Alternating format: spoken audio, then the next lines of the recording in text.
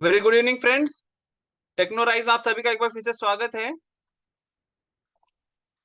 दोस्तों आज हम लोग आईआरपीडब्ल्यूएम के चैप्टर नंबर 4 का पार्ट ए उसमें सेक्शन 2 पढ़ेंगे। पार्ट ए हमने जो कर्व्स था, हमने पार्ट ए जो कर्व्स है उसमें सेक्शन 1 एंड सेक्शन 2 है।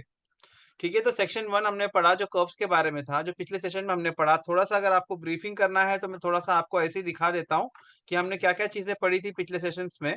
तो थोड़ा सा आपको आइडिया आ जाएगा कि what exactly we studied over there.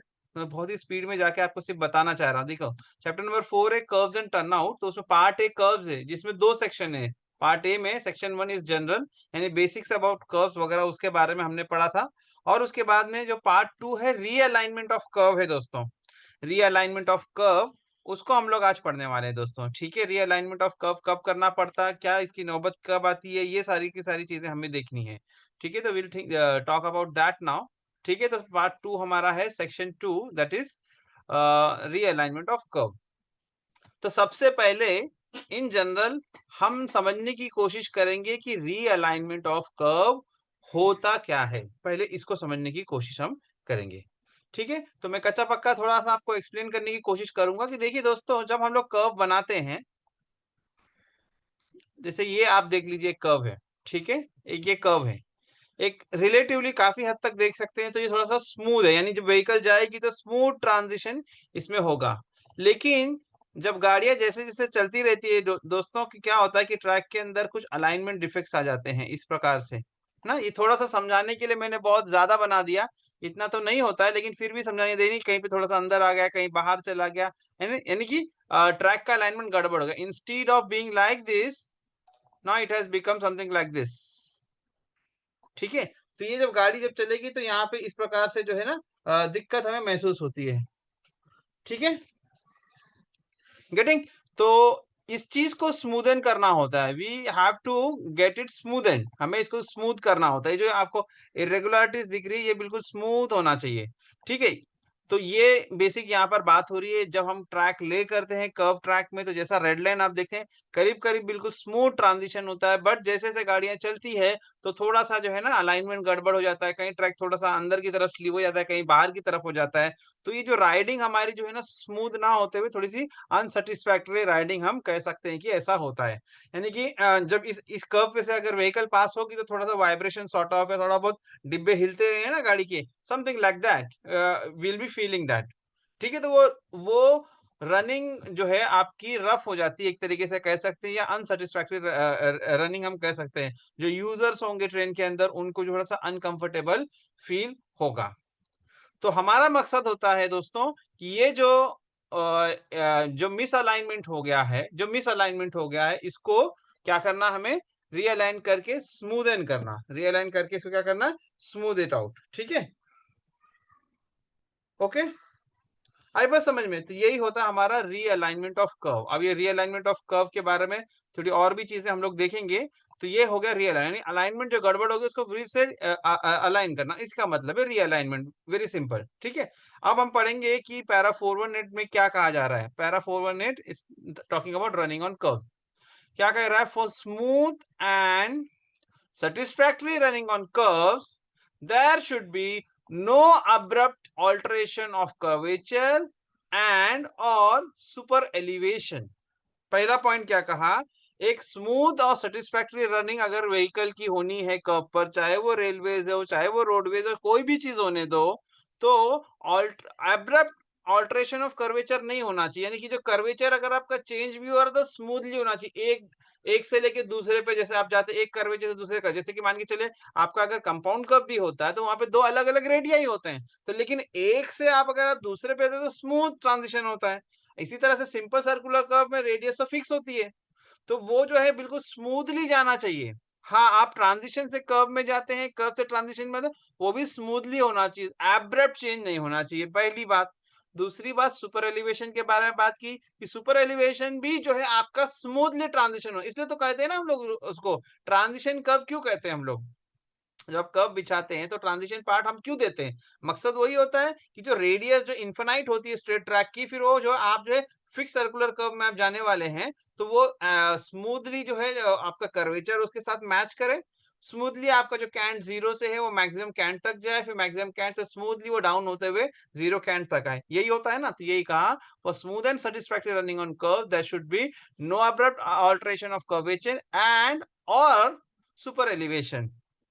ठीक है, दूसरी बात क्या कहा, the super elevation that we have provided should be appropriate to the curvature at each point. इसका मतलब क्या हुआ, सिंपल है दोस्तों, जो आपका ज्योमेट्री है यानी क्या रेडियस आपका है वो, और जो व्हीकल की स्पीड है, दोनों ही एस्पेक्ट आएंगे इसके अंदर। ठीक है कि नहीं, एक तो आपका ज्योमेट्री यानी कि जो आपने रेडियस जो आपने ले किया है कितना डिग्री का कर्वेचर है वो, और दूसरा जो आपकी व्हीकल की स्पीड होगी जिस हिसाब से सुपर एलिवेशन वो उसके अप्रोप्रिएट होनी चाहिए एट ईच पॉइंट।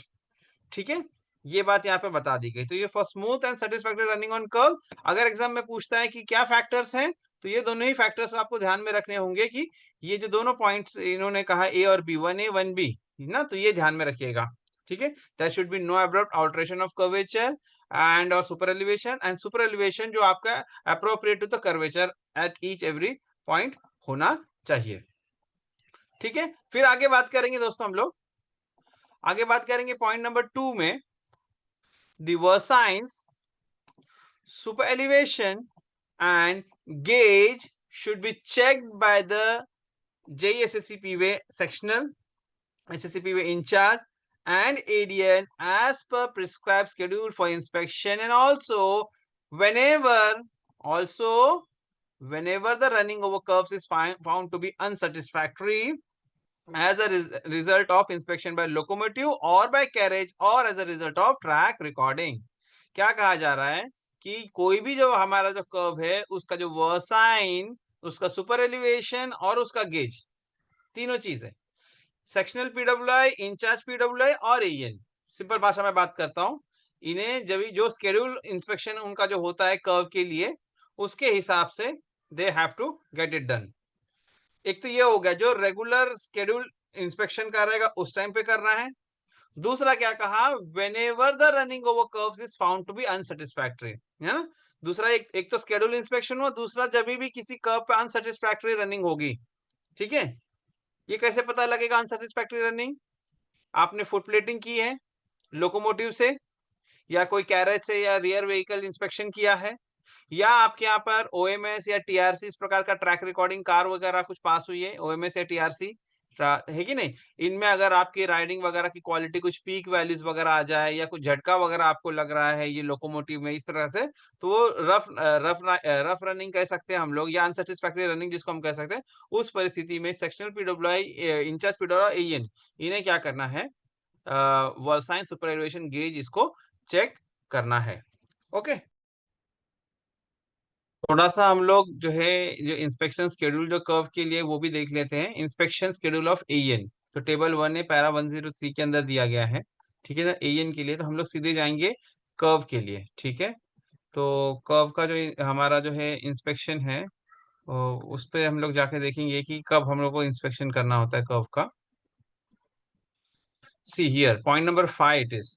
ठीक है, पॉइंट नंबर 5 में क्या कहा गया है, एएन का इंस्पेक्शन, एएन के लिए कहा है inspect the curves based on results of TRC, OMS और foot plating and inspection details of JESSC P way. यानी कि एएन का जो कर्व का इंस्पेक्शन होगा तो क्या कहा, टीआरसी, ओएमएस या फुट प्लेटिंग के आधार पर, या जो इंस्पेक्शन डिटेल्स प्रोवाइडेड बाय जेईएसएससी पीवे होंगे उसके आधार पर एएन को इंस्पेक्शन करना है।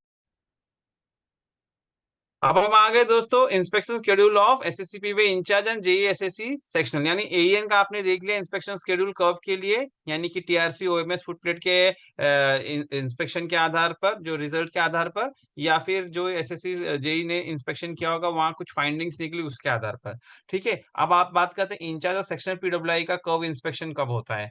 ठीक है, तो कर्व इंस्पेक्शन अगर यहाँ पर आप देखेंगे तो यहाँ पर उन्होंने क्या कहा, for curve more than 2 degree, 2 degree से ज्यादा का अगर कर्व है तो जेएसएससीपीवे सेक्शनल, सेक्शनल के लिए कहा है और इंचार्ज दोनों के लिए कहा है, JSSC P way sectional shall inspect once in 6 months on rotation with SSCPV incharge, यानी इंचार्ज और सेक्शनल 6-6 महीने के रोटेशन पर कर्व्स मोर देन 2 डिग्री जो है उसका इंस्पेक्शन करेंगे।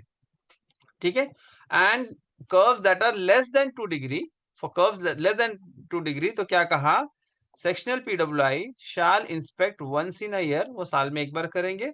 और इंचार्ज के लिए क्या क्या कहा, SSCP way incharge shall inspect the curves based on results of TRC, OMS, footplate and inspection details of JE SSCP way sectional. समझा आपने इसको?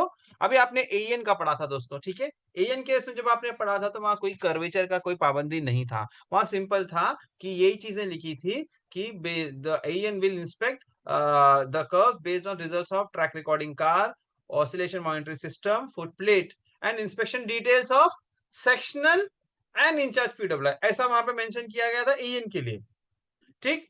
अब जब हम आते हैं इंचार्ज और सेक्शनल के लिए, तो पहले तो इन्होंने क्लासिफाई कर दिया कर्व की डिग्री के आधार पर। Curve more than 2 degree, 2 degree से मोर देन 2 डिग्री मतलब 3 डिग्री, 4 डिग्री, 5 डिग्री, ये सब क्या है, ये मोर देन 2 डिग्री। तो वहां पर कहा कि इंचार्ज और सेक्शनल दोनों ने 6-6 महीने ऑन रोटेशन करना है, ठीक है।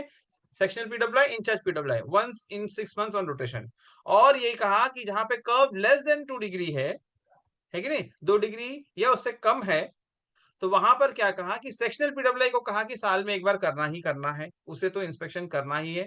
लेकिन इंचार्ज के लिए कहा कि वो जो है उनको 2 बार करना है, दो परिस्थितियों में करना है। इंचार्ज के लिए कोई यहाँ पर उन्होंने टेन्योर नहीं फिक्स कर रखा, ये कहा कि भाई जो भी आपका कर्व का जो रिजल्ट आएगा टीआरसी, ओएमएस या फुट प्लेटिंग के आधार पर तब करेंगे। इसी तरह से अगर सेक्शनल पीडब्ल्यूआई ने इंस्पेक्शन किया, उसके अंदर कुछ फाइंडिंग आती है, तब इंचार्ज ने भी करना है, ठीक है। तो ये हो गया हमारा इंस्पेक्शन शेड्यूल। यही यहाँ इस पॉइंट 2 में कहा गया था, the versine super elevation and gauge should be checked by JSSC way sectional incharge and AEN as per prescribed schedule of inspection. ये शेड्यूल इंस्पेक्शन आपको पता है। Also whenever the running over curve is found to be unsatisfactory as a result of inspection by locomotive carriage or as a result of track recording, ठीक है। ये चीजें हो गई।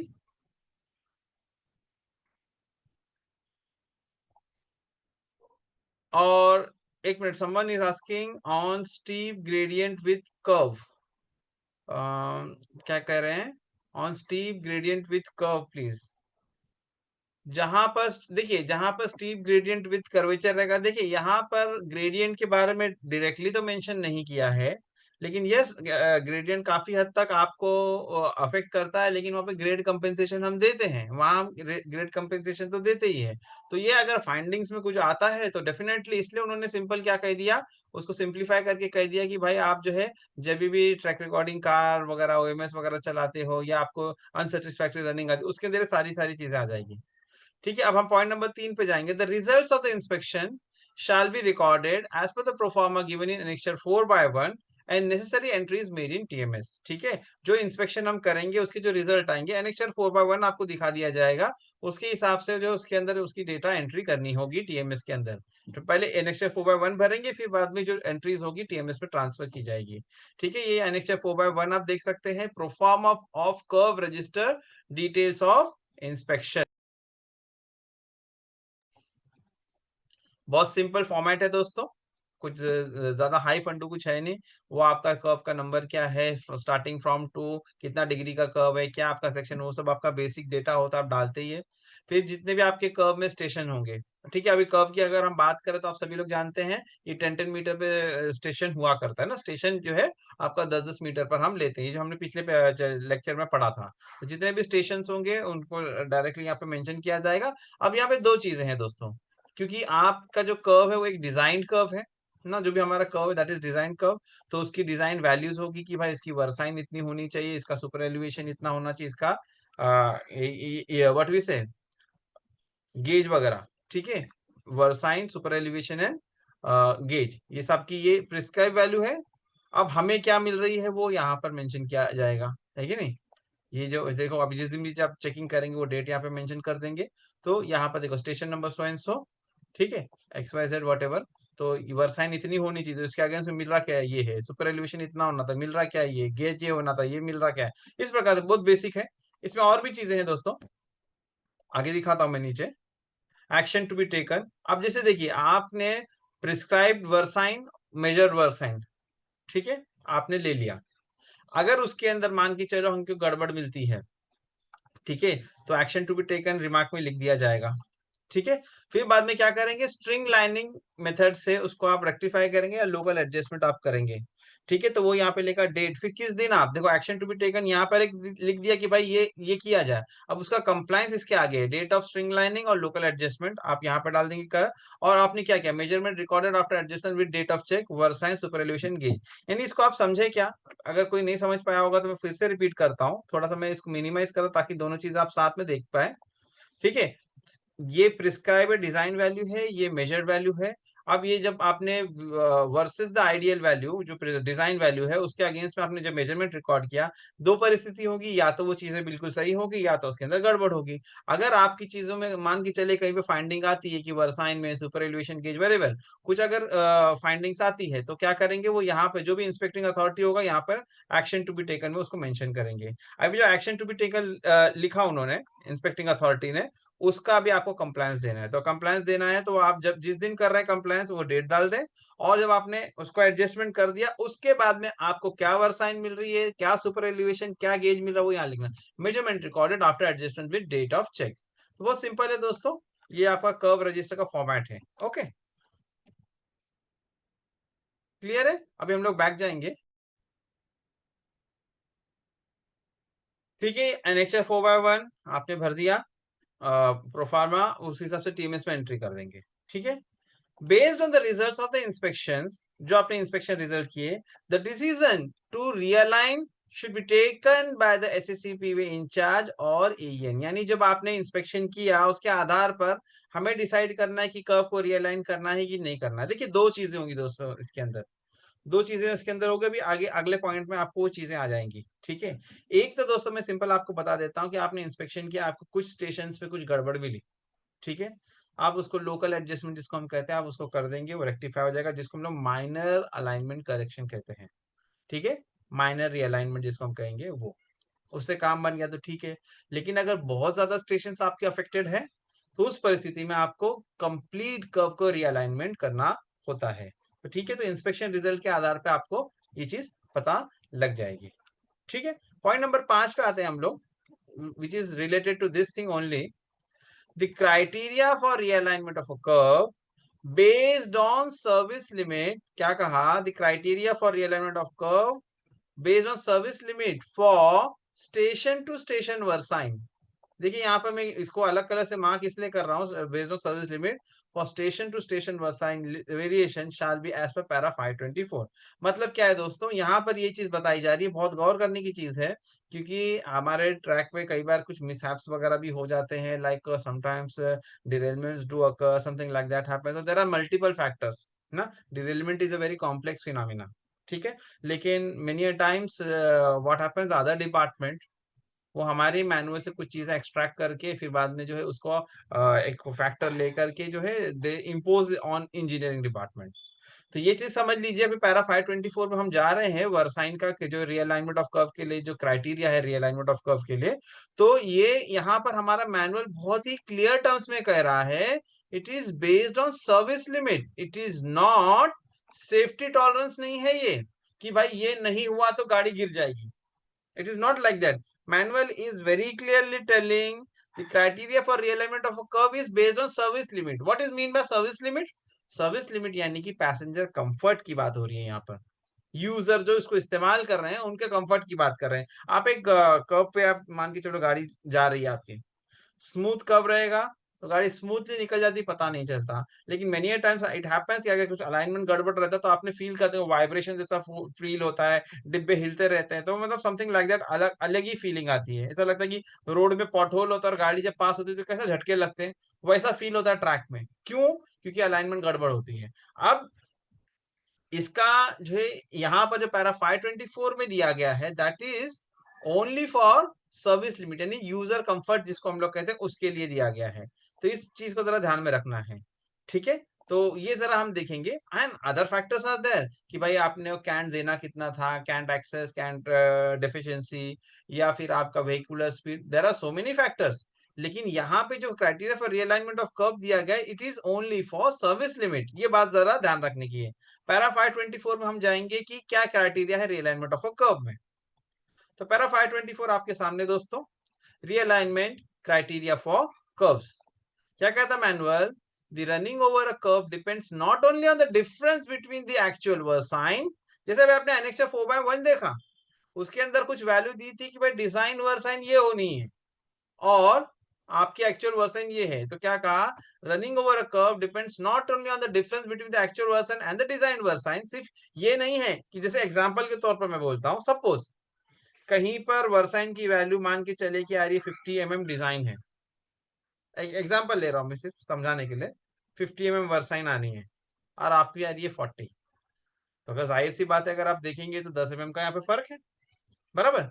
तो ये कहा जा रहा है कि ये सिर्फ और सिर्फ वर्साइन डिफरेंस के ऊपर क्या ये डिपेंड करता है क्या रनिंग? नहीं, but also on the station to station versine. ठीक है, तो यहां पर क्या कहा दोस्तों? सिर्फ और सिर्फ versine, design versine versus actual versine के ऊपर रनिंग डिपेंड नहीं करती है, but also on the station to station versine. What is mean by station to station versine? ये भी बहुत क्लियर है चीजें, लेकिन तो फिर भी हम लोग डिस्कस कर लेते हैं कि जैसे कि मान के चलिए ये मेरा कर्व है, हम 10-10 मीटर पे स्टेशन लेते हैं, ये अलग अलग स्टेशन में यहाँ पे मार्क कर रहा हूँ, मान के चलिए 10-10 मीटर के स्टेशन से। ठीक है, तो यहाँ पर जो वर्साइन आपने लिया, यहाँ पर ये स्टेशन से ये स्टेशन, कोई भी दो स्टेशन ले लीजिए, इनके बीच में वेरिएशन है कि नहीं of the actual versine, versine actual versine से दोनों के अंदर कितना वेरिएशन आता है, ये भी इंपॉर्टेंट फैक्टर है। यानी कि एक पर्टिकुलर स्टेशन पे डिजाइन वर्सेस एक्चुअल वर्साइन एक फैक्टर वो है, लेकिन उसके अलावा यानी कनेक्टेड टू अदर स्टेशन क्या वर्साइन मिल रहा है, वर्साइन वेरिएशन क्या है, ये भी बहुत मायने रखता था। But also on the station to station versine of the actual versine values which determines the, इससे क्या होता है, which determines the rate of change of lateral acceleration on which depends the riding comfort. ठीक है, तो यानी कि design versus actual versine के अलावा स्टेशन टू स्टेशन वर्साइन बहुत इंपॉर्टेंस रखता है, जो आपका rate of change of lateral acceleration यानी कि ट्रैक पर जो है कर्वेचर एक्सेलरेशन जो है उसके ऊपर डिपेंड करता है। कि अगर देखिए सिंपल लॉजिक है, इसको तो समझ सकते हैं अपन ऐसे भी कि अचानक से अगर वर्साइन चेंज हो जाएगा तो गाड़ी को झटका लगेगा। जब जर्क लगता है दोस्तों, जैसे आमतौर पर हम लोग जर्क मैसेज वगैरह मिलता है ना, है कि नहीं, एग्जाम्पल लेके बताने के लिए बोल रहा हूँ, ठीक है मैं बताता हूँ। जैसे कि ये तो स्मूथ कर्व है, ठीक है, ये तो स्मूथ कर्व है, लेकिन मान के चलें कि यहाँ पर कुछ इस प्रकार से ले लें कि यहाँ से लेके इस प्रकार से, अब यहाँ पर ये जो स्टेशन पे वर्साइन ये और ये दोनों वैल्यू जो है अलग अलग है, समझ रहे हैं? यहाँ पर जो डिजाइन थी ये और ये दोनों के बीच में रिलेटिवली रिलेटिव जो है डिफरेंस इनके अंदर है and abrupt change is there. तो क्या होगा, यहाँ पे झटका लगेगा ना आपको, जैसे कि ये देख रहे हैं, ये ट्रैक डिफेक्ट है, यहाँ पर डिफेक्ट है, तो यहाँ पर वर्साइन था कुछ, यहाँ पर वर्साइन है कुछ, अब दोनों के अंदर वैल्यू में काफी डिफरेंस है। तो ये आपका जो है राइडिंग कंफर्ट को अफेक्ट करता है, depend on which depends the riding comfort. मैंने कहा ना सर्विस टॉलरेंस है ये, it is not safety tolerance. ठीक है, तो ये चीज क्लियर हो गई। अब ये वैल्यू दोस्तों जो यहाँ पर हम लोग देख रहे हैं इस टेबल के अंदर, exam point of view very important I would say, आमतौर पर कई बार देखा गया कि इसमें से क्वेश्चन पूछे जाते हैं, तो जरा इसको हम लोग समझने की कोशिश करेंगे। थोड़ा सा मैं इसको एडजस्ट कर दूं आपके लिए, एक मिनट। हाँ, क्या कहा जा रहा है कि अब ये स्पीड के आधार पर डिपेंड करता है, रीअलाइनमेंट ऑफ कर्व का क्राइटेरिया जो है, ज्योमेट्री तो आपकी फिक्स है, अब वेहिकुलर स्पीड के आधार पर ये डिपेंड करेगा, बराबर? तो ये गवर्निंग फैक्टर यहाँ पे स्पीड ऑन कर्व, और दूसरा इस स्पीड के हिसाब से स्टेशन टू स्टेशन वर्साइन की लिमिट क्या है, ये वैल्यू एमएम में दी गई है। तो अलग अलग तीन स्पीड बैंड दिए गए हैं, पहला आपका 160 kmph एंड अप टू 1110। मैं बल्कि दोस्तों मैं इसको ना नीचे से ऊपर लेता हूँ, थोड़ा सा समझने के लिए आसान है, स्पीड बढ़ाते हुए जाएंगे हम लोग। ठीक है, सबसे पहले हम लोग लेंगे बिलो 50 kmph। जब व्हीकल की स्पीड 50 kmph से कम है, तब स्टेशन टू स्टेशन यानी एक स्टेशन, मान के चलो स्टेशन नंबर 5 स्टेशन नंबर 6, तो स्टेशन टू स्टेशन हुआ 11 एंड 12, रैंडमली मैं बोल रहा हूँ, लगातार दो जो होते हैं ना, एडजेसेंट स्टेशन की बात कर रहे हैं। तो अगर स्पीड 50 kmph से कम है तो station to station versine variation जो है आपका 40 mm तक भी चल जाएगा, या फिर 20% of average versine on circular portion whichever is मोर। ये समझ रहे हैं आप लोग, 20% of average versine on circular curve, यानी कि आपका जो सर्कुलर पोर्शन, देखिए क्योंकि यहाँ पे ट्रांजिशन कर्व की बात नहीं कर रहे हैं, यहाँ सर्कुलर पोर्शन की बात कर रहे हैं, यानी कि यहाँ पे फिक्स्ड रेडियस होती है, फिक्स्ड रेडियस होती है, तो उसमें मान के चले 10 स्टेशन है, ठीक है, ठीक है, उसके अंदर मान के चले कि क्या है, देयर आर से 10 स्टेशन। अब 10 स्टेशन में आपको ये देखना है कि जो वर्साइन वेरिएशन है ये कितना, आपने एवरेज निकाल लेना है, 10 के 10 स्टेशन का आपने एवरेज वर्साइन निकाल लेना है, ठीक है, स्टेशन नंबर 1 2 3 4 5 वट एवर, आपने सबका क्या कर दिया, एवरेज निकाल दिया। और अगर आपका 20% से ज्यादा, it is 20% of average versine on circular portion, तो ये वैल्यू ले लेना, एवरेज वर्साइन से 20% और 40, इसमें से जो भी वैल्यू ज्यादा होगी ये हो जाएगी आपकी limit of station to station versine. यानी कि अगर इतना हुआ तो आपको क्या करना है, रीअलाइनमेंट ऑफ कर्व, ये बात समझे आप। यानी कि सिंपल भाषा में हम बात करेंगे कि अगर more than 20% station are affected, they are going beyond average versine, तो अगर बिलो 50 kmph स्पीड है तो 40 और ये जो 20% दोनों विच एवर इज मोर, इस आधार पर आप रिअलाइनमेंट के लिए जाएंगे। फिर इसके बाद में अगला आगे बढ़ेंगे हम लोग थोड़ा सा, यानी below 110 and up to 50 kmph, यानी कि 50 kmph से लेकर 110 kmph के पहले तक, यानी 109 तक पकड़ लो, तो वहां पर वर्साइन वेरिएशन आपका स्टेशन टू स्टेशन 20 फिर ये जो 20% एवरेज वैसे ही रहेगा, वो दोनों में से कंपेयर विच एवर इज मोर, ये आपका क्राइटेरिया फॉर रिअलाइनमेंट ऑफ कर्व हो जाएगा। फिर इसके बाद में आते हैं हम लोग दोस्तों, बीच में एक हिडन है, एग्जामिनर अक्सर इस पर बात करते हैं दोस्तों, अक्सर किसी का इस पर ध्यान नहीं जाता, इसलिए मैं इस पर बात करूंगा, ये वाला बाद में इसके आगे जाऊंगा। देखिए बिलो 50 यानी लेस देन 50 ये वैल्यू, 50 इंक्लूडेड एंड बिलो 110 110 को छोड़ के 20 और 20% ऑफ एवरेज, ये हुआ। जब आपका स्पीड एग्जैक्टली 110 है, जब आपकी स्पीड एग्जैक्टली 110 है तो आपका क्या हो जाएगा, 15 फॉर स्पीड 110 और 20% of average versine on circular portion whichever is more, ठीक है। ये स्पीड 110 वाला जो है ना दोस्तों, अक्सर एग्जामिनर पूछते हैं, क्योंकि यहाँ पर किसी का जल्दी ध्यान नहीं जाता दोस्तों, it has been asked many times, हाँ इट हैज बीन सीन कि ये जो है ना ये वाला पूछा जाता है, तो जरा ध्यान में रखिएगा, दोनों के बीच में है, दिखता नहीं है अपने को, ठीक है। और इसके बाद आगे जाएंगे, और इसके बाद जब हम आगे जाएंगे दोस्तों, तो अब यहाँ पर है कि 160 kmph एंड अप टू 110, ठीक है, 160 kmph एंड अप टू 110, ठीक है, यानी कि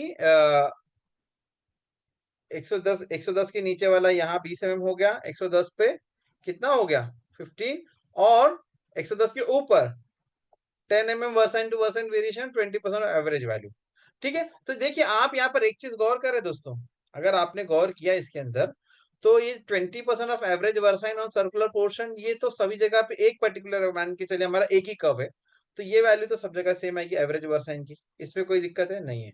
गाड़ी की स्पीड कम रहेगी तो station to station versine variation ज्यादा परमिट किया है, ठीक है। जैसे जैसे स्पीड बढ़ते जाएगी उसको कम किया है, 40 20 15 10, ठीक है ना, you can see 40 then 20 and then 15 and then 10, यानी कि more the speed the freedom of station to station versine is less, ठीक है। तो इस आधार पर आपको जो रीअलाइनमेंट फॉर कर्व करना है, ठीक है। तो जो भी मेरा सेक्शन होगा जिस स्पीड के लिए डिजाइन होगा, accordingly we will have to design, ठीक है ना। आपका होगा कि सर एक ही का ये मेरा सेक्शन में एक कर्व है, अब इसके अंदर जो है मेरी गाड़ी मालगाड़ी भी जाती है, गुड्स ट्रेन भी जाती है, और उसके अंदर लाइक मेल एक्सप्रेस ट्रेन भी जाती है, तो मैं क्या लूं, तो जिस corresponding to what speed the cant is taken, जो आपके सेक्शन का इक्विलिब्रियम कैंट होगा, कुछ तो स्पीड होगी ना, सेक्शनल स्पीड डिसाइडेड होगी, वो स्पीड के करस्पॉन्डेंस में आपको ये डिसीजन लेना है, ठीक है। तो this has to be taken care of, ठीक है।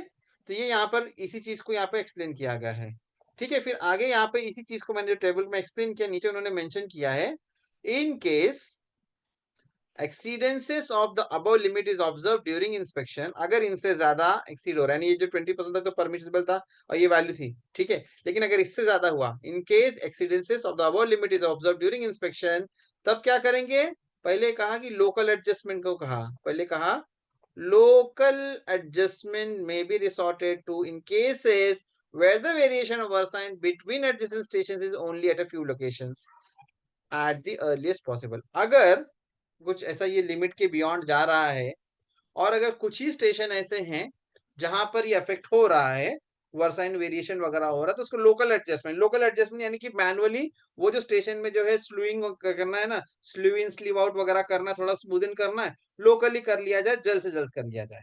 ठीक है, ये हो गया, बहुत अच्छी बात है। नहीं हुआ तो क्या कहा, if more than 20% station are having versine variation, जैसे कहा ना 20% से ज्यादा, अगर 20% स्टेशन से ज्यादा स्टेशन उस पर वर्स एंड वेरिएशन है, कि क्या ये जो लिमिट्स है इसके बारे में, फिर कहा कि क्या करेंगे हम लोग, complete realignment of curve should be planned with in a month.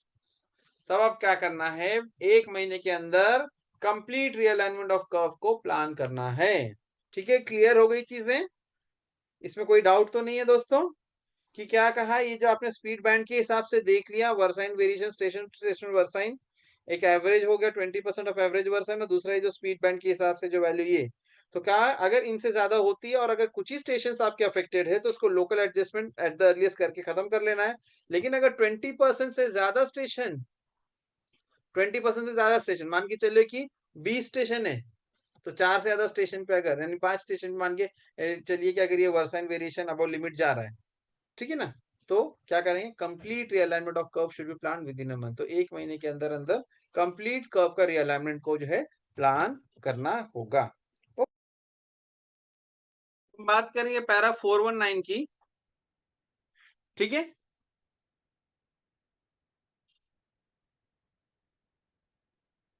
अच्छा एक क्वेश्चन पूछा है किसी ने, ट्रांजिशन पोर्शन में वर्साइन वेरिएशन भी इसके अकॉर्डिंगली होगा क्या? हाँ, क्वेश्चन अच्छा है। अभी जो हमारे मैनुअल में दिया गया है that is for circular curve.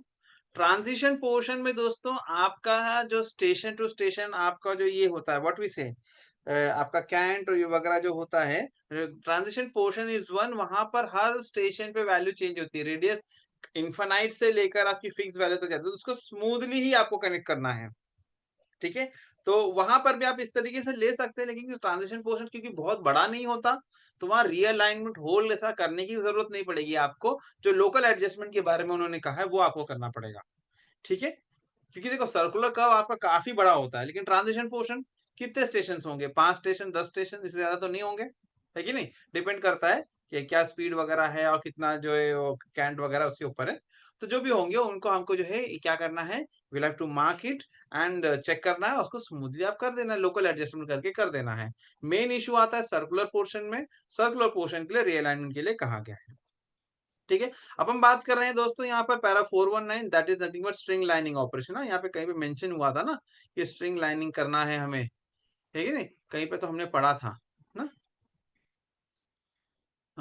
तो स्ट्रिंग लाइनिंग क्या होती है वो हम लोग अभी जरा देख लेते हैं। स्ट्रिंग लाइनिंग क्या है, बहुत सिंपल चीजें हैं दोस्तों। स्ट्रिंग लाइनिंग में the work of realigning and transition, the realigning and transitioning curves consists of the following three operations।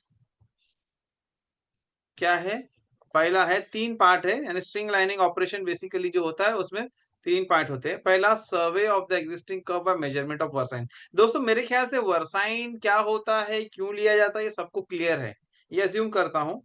पिछले सेशंस में भी मैंने बताया था, अगर लेकिन किसी को क्लियर ना हो तो उसको मैं एक बार फिर से बता देता हूँ।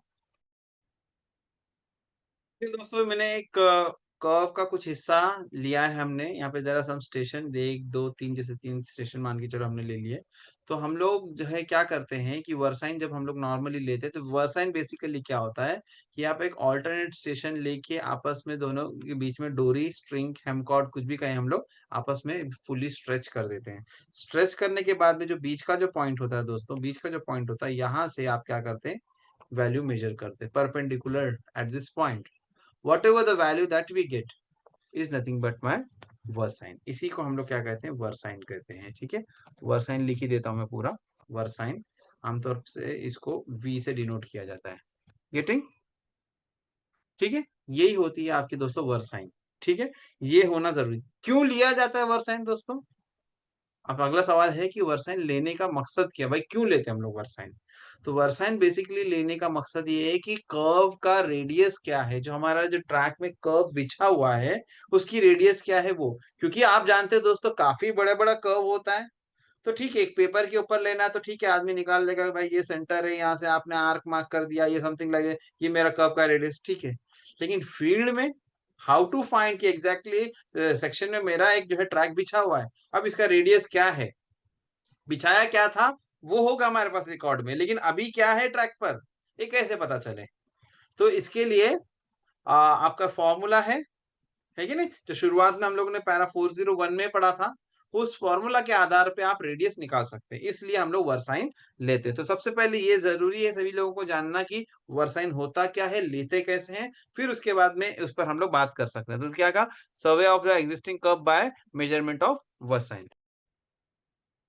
देखिए दोस्तों, मैं इस फॉर्मूला के बारे में बात कर रहा था कि हम वर्साइन क्यों लेते हैं, ताकि हम लोग रेडियस निकाल, क्या कहा, the radius of a curve is determined by measuring the versine on a cord of known length.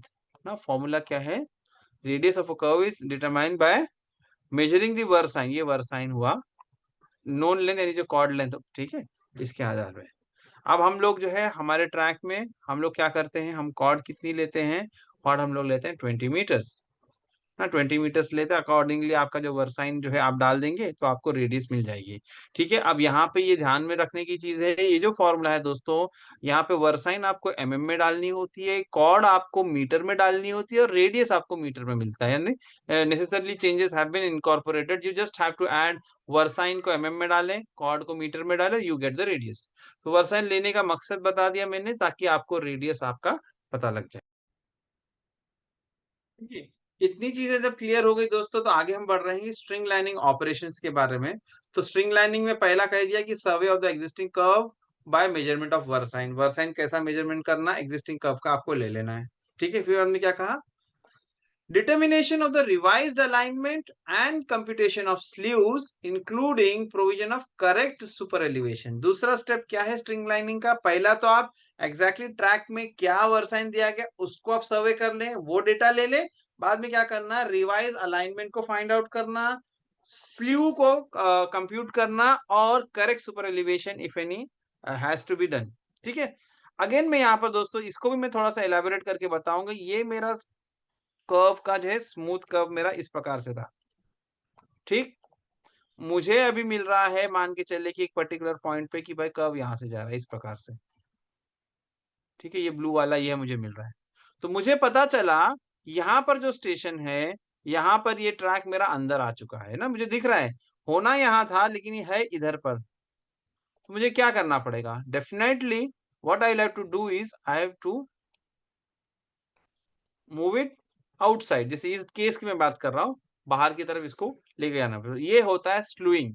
स्लूइंग यानी कि lateral movement of the track, lateral movement जो हम करते हैं, लैटरली मूव करते हैं ट्रैक को, उसको कहते हैं स्लूइंग, ट्रैक की स्लूइंग कहते हैं। ठीक है, it can be outside, it can be inside, अगर बाहर होगा तो अंदर भी लेना पड़ेगा, कहीं अगर बाहर होगा तो अंदर भी लेना पड़ेगा, अंदर है तो बाहर लेना पड़ेगा।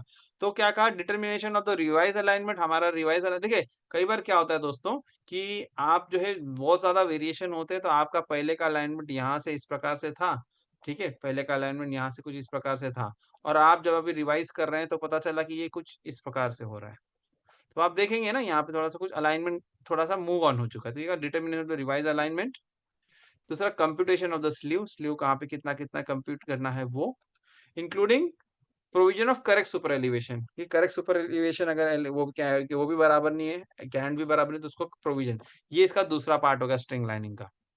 ठीक है, ये डिटरमाइन करना, देखिए पहला, देखिए दो चीजें हैं यहाँ पर, पहला आपने फील्ड से डेटा ले लिया, दूसरा आपने कैलकुलेशन किया, दूसरा part is calculation part, basically revise alignment को डिटरमाइन करना, कितना स्ल्यू कहाँ का लेना उसको डिटरमाइन करना, क्या सुपर एलिवेशन देना पड़ेगा वो। तीसरा वाला जो है दोस्तों, ये हमारा फील्ड पे एग्जीक्यूशन वाला काम है, ये हमारा फील्ड एग्जीक्यूशन, यानी कि यहाँ पर हम एक्चुअल वर्क कर रहे हैं, slewing of the curve to the revise alignment, जो यहाँ पे रिवाइज अलाइनमेंट में लिया, तो जितना स्ल्यू करना था इसको एक्चुअल में एग्जीक्यूट करना, ये आपका थर्ड पॉइंट है। ठीक है, ठीक है। तो ये तीन चीजें स्ट्रिंग लाइनिंग ऑपरेशन में तीन चीजें आती है, इसको जरा सा ध्यान में देना है। पहले आप आपका एग्जिस्टिंग कर्व का वर्साइन मेजर करेंगे, दूसरा आप कैलकुलेशन करेंगे, रिवाइज अलाइनमेंट फाइनलाइज करेंगे, स्लीव को कंप्यूट करेंगे एंड सुपर एलिवेशन लेंगे। अच्छा दोस्तों, एक बात और बता देते हैं, यहाँ ऐसा पेपर पे ट्रैक का आपने पैरामीटर ले लिया, सब ले लिया, और आप रिवाइज अलाइनमेंट कंप्यूटेशन और स्लीव कर देना, ये तो बहुत आसान है दोस्तों। तो मैं कहूँ कि चलो यहाँ अंदर इसको बाहर ले लो, यहाँ बाहर इसको अंदर ले लो, ठीक है। बट दोस्तों यहाँ पर जभी भी आप कर्व इंस्पेक्शन करते हैं, जभी भी आप मेजरमेंट वर्साइन वगैरह करते हैं, तो आपको आजू-बाजू में कुछ स्ट्रक्चर्स हमारे हुआ करते हैं। कहीं ओएचई मास्ट होगा, कहीं सिग्नलिंग का पोल होगा, तो कहीं कोई बिल्डिंग होगी, कहीं कुछ होगा, कहीं कुछ होगा, कहीं फेंसिंग होगी, समथिंग और the other will be there. तो मैं यहाँ पर ऑफिस में बैठे-बैठे मैंने बता दिया कि भाई यहाँ पर मान के चलो कि कही जाए कि भाई 300 mm बाहर निकाल दो। पता चला वहाँ फील्ड पे जाके 300 mm बाहर निकाल रहा हूँ, तो बाद में क्या गाड़ी जो इन्फ्रिंजिंग जोन में आ जा रहा है भाई वो स्ट्रक्चर के साथ में। तो ये सब चीजें भी इंपॉर्टेंट है, तो ये भी ध्यान में रखना है कि जब भी हम सर्वे करते हैं तो ईच एंड एवरी स्टेशन पे वहाँ क्या-क्या चैलेंजेस है, वहाँ क्या क्लियरेंस अवेलेबल है, that also has to be taken into account. बहुत इंपॉर्टेंट चीज है दोस्तों, ठीक है। तो उसके हिसाब से आपको रिअलाइनमेंट करना है, यानी कि हम जब रिअलाइनमेंट करेंगे तो जो भी वहां पर स्ट्रक्चर्स होंगे, टेम्पररी स्ट्रक्चर्स, परमानेंट स्ट्रक्चर्स, उन सब के पास से आपको हर स्टेशन पे क्या डिस्टेंस वगैरह मिल रहा है उसको कैलकुलेट करना, उसको लेना बहुत ही जरूरी चीज है दोस्तों। It is very important thing कि भाई इससे ज्यादा मैं यहाँ पर स्लो नहीं कर सकता। तो this has to be taken care of. Okay, चलो एनीवेज, अब यहाँ पर मैं अभी आपको जो है पॉइंट नंबर 2 में लेके जाऊंगा। पॉइंट नंबर 2 जो है वर्साइन सर्वे ऑफ कर्व है, ठीक है। थोड़ा सा हम लोग फास्ट फास्ट जाएंगे, इसके बारे में अक्सर लोगों को आइडिया है वैसे। Operation number 1, versine survey of a curve. Versine reading shall be taken along the gauge face of the outer rail. Versine reading कहाँ लेंगे? कर्व का जो आउटर रेल होगी, बाहरी रेल जो होती है, उस पर वर्साइन रीडिंग लेंगे, और भी कहाँ पे मार्किंग करेंगे? गेज फेस पे, ठीक है। Getting the point? ये मेरा ट्रैक है या ये की रेल है कि ये रेल है ना, LHRH होती है ना, थोड़ा सा अच्छे से बनाएंगे, ठीक है। अच्छा नहीं बन रहा है, लेकिन you all are very smart. तो आउटर रेल पे लेंगे, और कहाँ लेंगे? गेज फेस पे लेंगे। कहाँ लेंगे? गेज फेस पे, जैसे कि यहाँ पे से ऐसा, समथिंग लाइक दिस, ऐसा लेना है। गेटिंग? तो versine reading shall be taken along the gauge face of the outer rail. फिर आगे क्या कहा?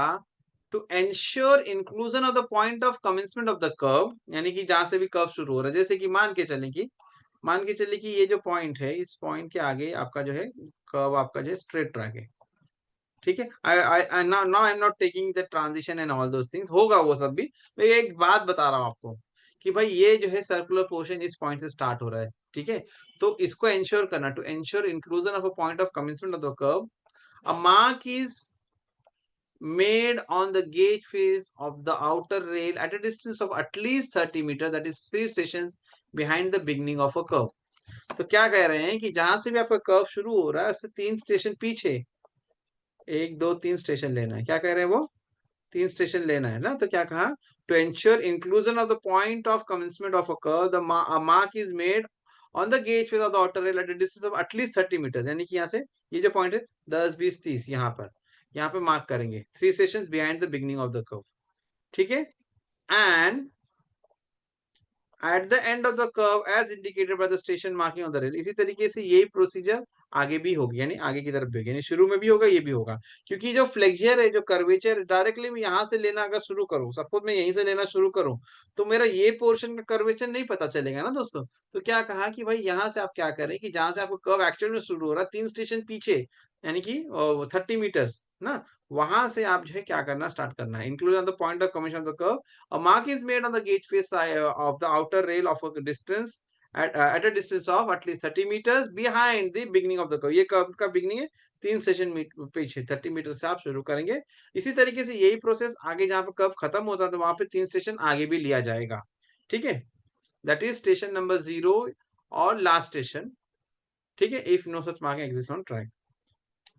ओके, आगे बात करते हैं। आगे क्या कहा? ये हो गया फिर कहा कि if station marking at every 10 metre are not available on track, track पर अगर ये मार्किंग नहीं है अवेलेबल, क्या कहा, if station markings at every 10 metre interval not available on track, it shall be marked at every 10 metre interval beginning from the marking made before beginning of the curve, जैसा भी हमने पीछे discuss किया, 3 station पीछे से मतलब शुरू करेंगे and till the marking beyond and of the curve, कहां तक, till the marking beyond the end of the curve, यानी जहां पे कर्व एंड हो जाता है वहां तक मार्किंग करना। Station marking at every 10 metre, अगर वहां पर स्टेशन मार्किंग की है कर्व में, बहुत अच्छी बात है, नहीं है तो हमें करना है, यानी कि जहां से स्टार्ट होता है 30 मीटर पहले से 10-10 मीटर में मार्किंग करना है, जहां एंड हो रहा है उसके आगे 30 मीटर तक इस तरीके से करना है, ठीक है।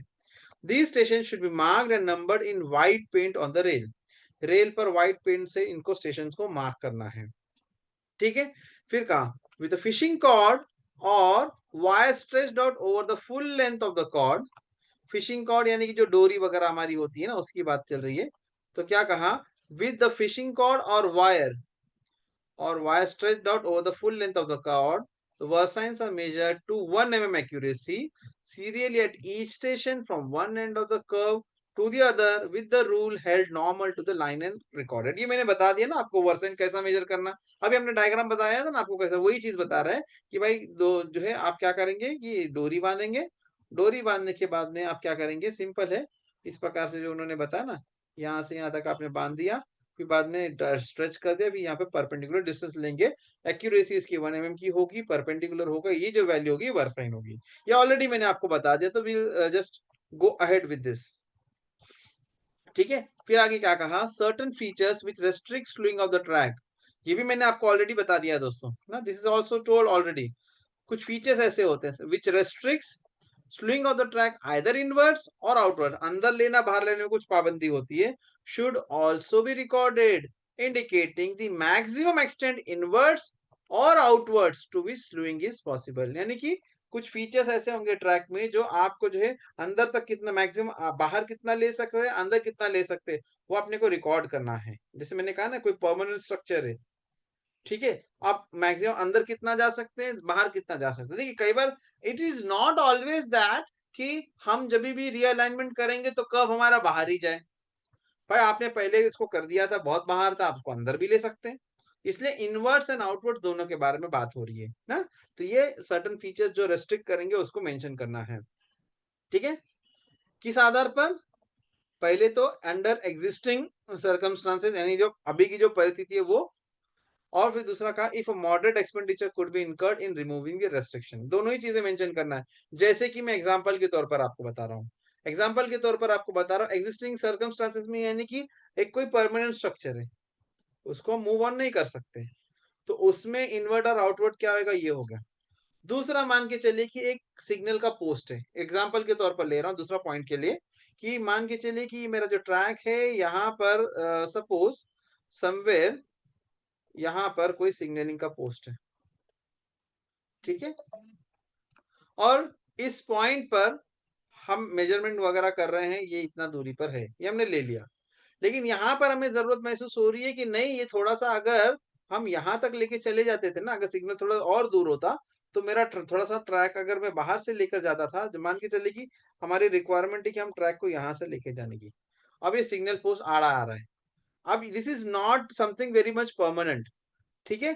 अब ये इसके लिए कुछ खर्चा आएगा, कुछ काम लगेगा, तो कहा if a moderate expenditure could be incurred in removing the restriction, इसको निकाल देना, अगर रिडंडेंट है तो निकाल देना, और अगर आपको शिफ्ट करना है तो यहाँ से वहां तक कहाँ तक कुछ कर सकते हैं ऐसा, तो उसके लिए क्या एक्सपेंडिचर वगैरह आएगा, ये दोनों ही कंडीशन में हमको मेजरमेंट लेना है एग्जिस्टिंग सेटअप में, और अगर थोड़ा सा इसको शिफ्ट करने के बाद में क्या कर सकते हैं वो दोनों मेंशन करना, यही कहा सर्टेन फीचर्स के बारे में, ठीक है। I think this is understood everybody, समझ में आ गई बात आपको, ओके।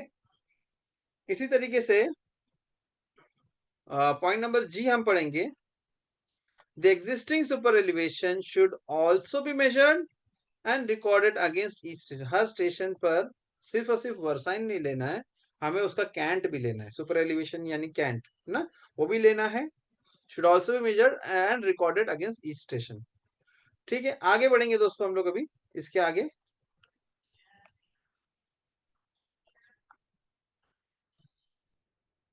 ठीक है, यहाँ पे उन्होंने कुछ एग्जांपल दिया तो डायरेक्टली उसी पर हम बात करेंगे, या तो रहने देते, डायग्राम को रहने देते हैं। The record obtained would be in the following form, यानी कि कर्व कहाँ से स्टार्ट हुआ, क्या किलोमीटर से कहाँ तक है, कौन से स्टेशन के बीच में, date of service and so whatever. अब यहाँ पे कुछ उन्होंने लिए हैं, स्टेशन नंबर 0 to 7 ले लिए। अब यहाँ पे जो जो वैल्यू यहाँ पर आई है वो यहाँ पर ले लिया, एग्जाम्पल के तौर पर बताया है कि नहीं, कि वर्साइन इतनी है, कैंट इतनी है, इस प्रकार से। ठीक है, गेटिंग। ये जो यहाँ पे इन्होंने बताया है, ये आपका जो है ना, ये ट्रांजिशन पोर्शन हो सकता है दोस्तों। ठीक है, और remarks regarding restrictions to slewing. अच्छा, किसी ने पूछा था वर्साइन, ये जो ये कर सकते हैं ट्रांजिशन के लिए, तो यस, इसके हिसाब से तो समझ में आ रहा है कि हमारा कैन बढ़ते चला जा रहा है, दैट मीन्स यहाँ पर कह सकते हैं कि transition portion can also be done like this. ठीक है, चले अभी आगे बढ़ेंगे। तो यहाँ पर उन्होंने देखिए जो कुछ बात हुई थी ना रेस्ट्रिक्शंस की, तो यहाँ लिखा है कि जैसे स्टेशन नंबर 5, यहाँ पर आपका क्या है, 1.6 मीटर का क्या है मैक्सिमम अवेलेबल क्लियरेंस है, जीबी ऑब्लिगेटरी पॉइंट। ठीक है, कुछ ऑब्लिगेटरी पॉइंट है। ओके, बाद में हाई बैंक है, मुरूम है, वट जो भी है वो उसको मेंशन करते चले जाना है। ओके, फिर ये तो हो गया आपके नॉर्मल सर्कुलर कर्व के लिए। अब बात हो रही है यहाँ पर, जैसे मान के चले कि हमारा रिवर्स कर्व है, हमारा रिवर्स कर्व है, तो क्या कहा, in the case of reverse curve the Versailles survey should be continuous but transferred to the outer rail at points where the curvature changes sign। ठीक है, वर्साइन लेना वैसे ही होगा रिवर्स कर्व में, लेकिन क्या होगा, यहाँ पर देखें आप कि ये जो पॉइंट है यहाँ से यहाँ तक, ये जो आउटर रेल था, लेकिन ये जाके आउटर का इनर, इनर का आउटर हो जाता है ना। जब भी रिवर्स कर्व बताना है तो दो डायग्राम लाइन से बनाने तो समझ में आती है बात। ठीक है, तो समथिंग लाइक दिस, कि जैसे कि ये यहाँ से लेना चालू किया, ऐसे ही लेते जाएंगे, लेकिन ये जो पॉइंट आएगा जहाँ से फ्रैक्चर चेंज होता है, तो अब ये वाले से यहाँ पे ये आउटर हो जाएगा, जैसे ये आउटर था यहाँ तक, अब यहाँ से क्या हो जाएगा, ये आउटर हो जाएगा, तो चेंज हो। ये कहा in case of reverse curve the versine survey should be continuous, versine survey continue होगी but transfer to the outer rail at point with the curvature changes sign. जैसे मैंने कहा कि यहाँ से जो है फ्लेक्चर चेंज हो रहा है, ये अभी तक यहाँ तक ये बाहर था, लेकिन इस पॉइंट के बाद में अब ये वाला कर्व बाहर होगा, तो ये यहाँ से ये स्टेशन यहाँ ट्रांसफर हो जाएगा, यहाँ से कंटिन्यू करें, यानी ये यहाँ पर ऐसा था, अब इसके आगे यहाँ पे इस प्रकार से हम लोग लेते चले जाएंगे। गेटिंग, ये कहने का मतलब है। फिर क्या कहा, it is probable that the exact point will not be definite। ये जरूर है कि भाई exact point नहीं मिलेगा रिवर्स का, इसलिए it is therefore desirable to keep the original rail face as the base until the change is certain to enable plus or minus versions to be read from the same rail। ठीक है, तो क्या कहा, it is probable that the exact point will not be definite, therefore it is desirable to keep the original rail face as the base rail, original rail को base rail रखेंगे until the change is certain to enable plus or minus। यानी कि देखो अभी simple वो उनका कहने का मतलब क्या, भाई यहाँ से मेजरमेंट कर रहे थे, यहाँ पर ऐसा गए, यहाँ पर ऐसा गए, यहाँ पर ऐसा गए, जा रहे हैं हम लोग। ठीक है, वर्साइन हम लेते जा रहे हैं, अभी इस पॉइंट पे जाके देखो क्या हो रहा है, यहाँ अंदर की जगह यहाँ गया, तो ये पता चल जाएगा कि भाई यही कोई एक पॉइंट है, यहाँ से इसका चेंज होता, अभी यहाँ से आपने लेना शुरू कर दिया। गेटिंग, ये कहने का मतलब है। ठीक है, समथिंग लाइक दिस, ये यहाँ पे कहा गया। और क्या कहा, it is only necessary to hold the fishing chord और 20 mm wire, it is only necessary to hold the fishing cord or wire 20 mm clear of the rail edge at each end by using special gadget and subtracting 20 mm from the reading at the center। देखिए दोस्तों, ये क्या है, हम जिससे भी आप measurement करते हैं, क्लियरली मेजरमेंट करने के लिए कहा गया, और कुछ भी इसके पीछे लॉजिक नहीं है। ये कहने का मतलब जब आप मेजरमेंट करते हैं तो डोरी को जो है ना 20 mm दोनों एंड्स पे दूर रखें, वहां से आप मेजरमेंट करें, और जो भी वैल्यू आएगी -20 कर दें। समझे आप इस बात को, यानी कि ये कहने का मतलब ये है, थोड़ा सा मैं इसको बड़ा बना के एक्सप्लेन करता हूँ। शार्प कर्व बताते हैं हम लोग यहाँ पे, ये शार्प कर्व है। ठीक है, अब थेरोटिकली स्पीकिंग ये एक स्टेशन, ये एक स्टेशन, और से ये एक स्टेशन, थेरोटिकली स्पीकिंग तो दोस्तों ठीक है, इसको ऐसे लगा देना है। ठीक है, अब मैंने यहाँ पे कर्वेचर बहुत शार्प बनाया है, आप मेजरमेंट यहाँ कर पा रहे हैं, लेकिन जहाँ पे जैसे यहाँ सब जगह देखेंगे जहाँ पे ऐसा नहीं होता, मेजरमेंट करना मुश्किल होता है, जब वैल्यू जब कम होती तो मेजरमेंट करना मुश्किल होता है, तो हमारा मैनुअल क्या कहता है, स्पेशल गैजेट हमारे पास हो which is like 20 mm away होगा। ठीक है, यानी वो जब यहाँ पे आप लगाओगे, जब आप यहाँ पर उस टूल को, डिवाइस को लगाओगे, तो वो कुछ इस प्रकार से होगा। हर पॉइंट पे आप वैल्यू लेंगे, इस प्रकार से आप लेंगे, ठीक है। डिवाइस ऐसा फिट होगा, ठीक है। सॉरी, ये यहाँ पे दो जगह पे एंड्स पे लगेगा। तो ये वैल्यू 20 mm की हो, तो अब मैं यहाँ पे जब मैं वैल्यू लूंगा, जब मैं मेजर करूंगा, तो जब मैं मेजरमेंट करूंगा तो मेजरमेंट क्या आएगी, मेरी मेरी मेजरमेंट क्या आने वाली है यहाँ पे दोस्तों? क्लियर है बहुत ही, कि बस इस पॉइंट पे ये वैल्यू आएगी, है कि नहीं? इस डोरी से ये जो वैल्यू ये आएगी। लेकिन वर्साइन मेरी क्या होगी? वर्साइन तो मेरी ये है।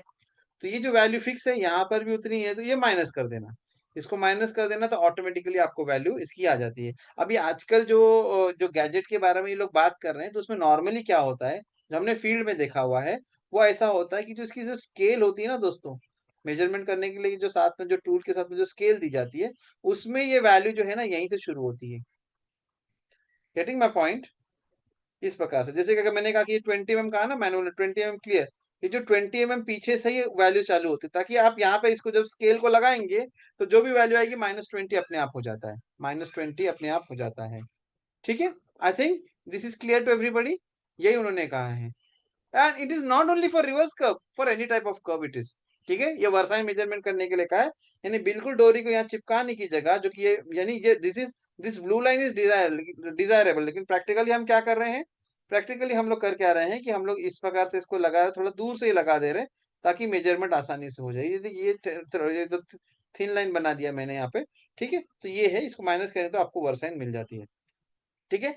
फिर कहा पॉइंट जे वाला लेता हूं मैं, अभी आगे बढ़ेंगे ना हम लोग, तो पॉइंट नंबर जे हम अभी पढ़ेंगे। तो इसमें क्या कहा है, where there are two or more lines. देखिए, अभी जरूरी नहीं है कि आपकी एक सिंगल लाइन ही ट्रैक में होगी ना। Where there are two or more lines, track centre should also be recorded at every station. After the Versailles survey, the curve alignment shall not be disturbed until the realignment is commenced. देखिए दोस्तों, each and every point over here has got some meaning. देखिए, आप मान के चलिए कि down line और up line दो लाइनें हैं, ठीक है। डाउन लाइन और अप लाइन दो है, और हम वहां पर क्या कर रहे हैं कि हम लोग रीअलाइनमेंट कर रहे हैं, ठीक है। चलो, ये सबको हटा दिया जाए, इसका काम नहीं है अभी। अब मैं अगर मैं इसको थोड़ा सा सॉलिड लाइन लूंगा लूंगा अभी। ये मेरी अपलाइन है, और ये मेरी डाउन लाइन है, ठीक है। अब मैंने पाया कि यहां पर मुझे कुछ रीअलाइनमेंट करके ये जो पॉइंट्स है, इसको जो है थोड़ा सा हमें बाहर की तरफ लेना है। Getting my point? यानी कि थोड़ा सा इसको मैं ऐसा बताऊं आपको, कैसा, एक मिनट, ऐसा समझने के लिए समझो आप। देखिए, मेरा कैलकुलेशन आया जब इस लाइन को मैं कर रहा हूं, ठीक है। हाँ, ये लाइन का जब मैं रीअलाइनमेंट कर रहा हूं, तो मेरा आया कि भाई ये यहाँ पर जो है ना, ट्रैक को कुछ अमाउंट से क्या करना है, मुझे स्लीविंग करना है। क्या करना है? स्लीव आउट करना है कि नहीं? इस प्रकार से क्या करना है, इसे बाहर करना है, ठीक है। अब ठीक है, अगर मैं सिर्फ इस लाइन को देख रहा हूं तब तो ठीक है, but what is more important is, ये डबल लाइन सेक्शन है, तो भाई इनका जो ट्रैक सेंटर होगा, दैट इज ऑल्सो इम्पोर्टेंट। तो हमें ऐसी परिस्थितियों में ट्रैक सेंटर भी लेते जाना है हर स्टेशन पर, कि भाई क्या वो इम्पैक्ट हो रहा है क्या। पता चला आपने इस लाइन को तो स्मूदन कर दिया, पता चला इंफ्रिंज हो रहा है दूसरे लाइन से, इसलिए कहा where there are two or more lines, track centre should also be recorded at every station, ठीक है। इसलिए कहा है, ठीक है। After the versine survey the curve alignment shall not be disturb until the realignment is commence, ठीक है। Versine सर्वे के बाद में कर्व के अलाइनमेंट को तब तक डिस्टर्ब नहीं करेंगे जब तक रीअलाइनमेंट हम लोग कमेंस ना कर दें, ठीक है। तो ये था आपका ऑपरेशन नंबर 1 दोस्तों। This was your operation number 1, okay. Next है हमारा operation number 2, determination of revise alignment and computation of sleeves, ठीक है। दूसरा पार्ट क्या है? ऑपरेशन नंबर 1 क्या था दोस्तों, अभी जो हमने पढ़ा, इसकी हेडिंग देख लीजिए आप, वर्साइन सर्वे ना, हमने सर्वे किया।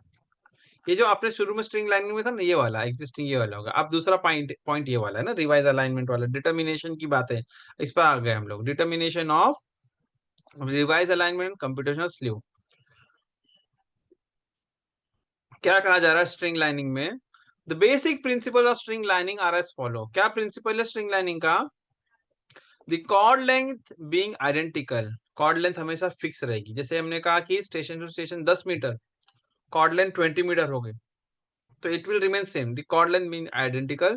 Sum of total existing verse signs should be equal to the sum total of the proposed verse sign. क्या कहा? कॉर्ड लेंथ एक रहेगा, और जो है टोटल एग्जिस्टिंग वर्स साइन जो आपको फील्ड में मिल रही है, स्टेशन नंबर मान के चलो 10 स्टेशन है, तो 10 के 10 स्टेशन का जो समेशन होगा should be equal to the sum total of the proposed verse sign. It should be equal to the sum total of the proposed, यानी कि जो आप एग्जिस्टिंग वर्साइन आपने लिया उसका समेशन किया, और जो आप प्रपोज वर्साइन कर उसका समेशन किया, they both should be equal. ठीक है, वैल्यूज में डिफर, इंडिविजुअल स्टेशन वैल्यूज में डिफर, लेकिन उनका समेशन शुड बी सेम। समझ में आई बात? एग्जाम्पल बोलता हूं मैं आपको, हर बार डायग्राम या टेबुलेट करना आसान नहीं होगा। मान के चलो 10 स्टेशन है, और मैं कहता हूँ कि जैसे कि कहीं पे मिल रहा है 13 mm, कहीं मिल रहा है 16 mm, कहीं 15 मिल रहा है, कहीं 12 मिल रहा है, कोई 17 मिल रहा है, 18 मिल रहा है। इस प्रकार से ऐसा करते करते आप आए, और एग्जिस्टिंग का समेशन आ गया से 150 mm। आ गया कितना? 150 mm। यहाँ आ गया 150 mm। अभी हमने कैलकुलेशन किया, प्रपोज वर्साइन लिया, उसमें वैल्यू आ गई कि चलो हर स्टेशन में मान के चलो कि 15 देना है, तो 10 स्टेशन है यहाँ पे, तो भी 150 mm आएगा। एग्जाम्पल बताया मैंने, समझे ना? यानी एग्जिस्टिंग में हो सकता है कि वैल्यू कम ज्यादा हो, लेकिन समेशन 150 आया। तो जब आप प्रपोज दे रहे हो तो वो भी 150 ही होगा। ये पहला है principle, the chord length identical अगर रहा तो sum total of the existing versine should be equal to the sum total of the propose versine. ठीक है, दूसरा पॉइंट क्या है दोस्तों? The slew in any direction at a station affects the versine values at the adjacent station by how much? adjacent station पे कितना होता है? by half the amount in the opposite direction when the track is not disturbed at the adjacent station. इसको भी समझें आप लोग। क्या कहा? सिंपल बताता हूं मैं आपको डायग्राम से ना, कहीं के डायग्राम बताना जरूरी। ये मेरा कर्व है, ठीक है। अब मुझे क्या करना है, ये मेरा मान के चलो कॉर्ड लाइन हम एक बना देते हैं।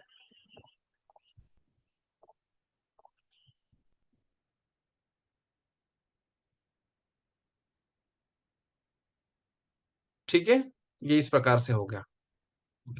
अब मुझे क्या करना है दोस्तों, कि मैंने क्या किया कि इसके वैल्यू को, जैसे मैं कहूं कि थोड़ा सा हम लोग कम करते हैं, थोड़ा सा इसको स्लीव इन करते हैं, थोड़ा सा हम लोग इसको स्लीव इन करते हैं।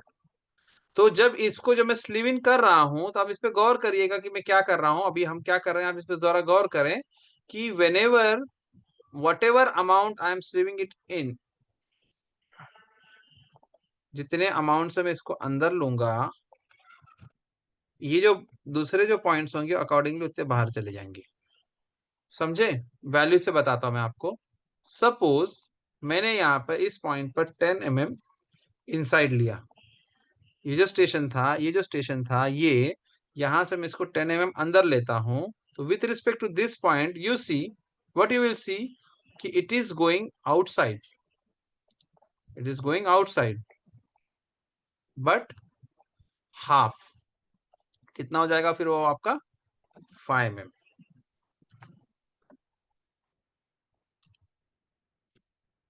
Is it understood by everybody? क्या ये सभी लोगों को समझ में आई बात? यानी कि ये मेरा एक अरेंजमेंट था, ये मेरा एक अरेंजमेंट था। जब मैंने इसको 10 mm अंदर लिया, तो इसका इफेक्ट ये होगा कि जो बाकी के जो दोनों पॉइंट्स होंगे, जो एडजेसेंट स्टेशन जो होंगे, वो ऑटोमेटिकली क्या हो जाएंगे? हाफ अमाउंट से ऑपोजिट डायरेक्शन में। देखो अब इसको पढ़ो तो समझेगा। Slew in any direction at a station affects the versine values at the adjacent stations by half the amount in opposite direction. यानी यहाँ जो वर्साइन पहले थी, उसमें से मान के चलो मैंने यहाँ पे जो एग्जांपल लिया 10 mm कम कर दिया, सपोज मुझे यहाँ पर मिल रहा था 30 वर्सेंट, पहले यहाँ पर था 30, मैंने इसको स्लीव इन किया 10 mm, तो वैल्यू कितनी हो गई? 20 हो गई, बराबर। अब यहाँ पर भी कुछ जरूर वर्साइन होगी, इसका अलग कॉर्ड होगा, एक अलग बात है। लेकिन यहाँ पर क्या होगा, जब इसको 10 mm अंदर लूंगा तो यहाँ की जो वर्साइन वैल्यू जो ऑपोजिट डायरेक्शन में 5 mm चली जाएगी बाहर की तरफ। कब? जब इन दोनों स्टेशन पे हम कुछ नहीं कर रहे हैं, तब डिस्टर्ब किए बगैर, ठीक है। The slew in any direction at a station affect the versine value at the adjacent station by half the amount in the opposite direction, half the amount in the opposite direction when the track is not disturbed at the adjacent station. Is it understood by everybody? Very good. समझ में आ गया तो अच्छी बात है, आगे बढ़ेंगे। फिर बाद में क्या कहा?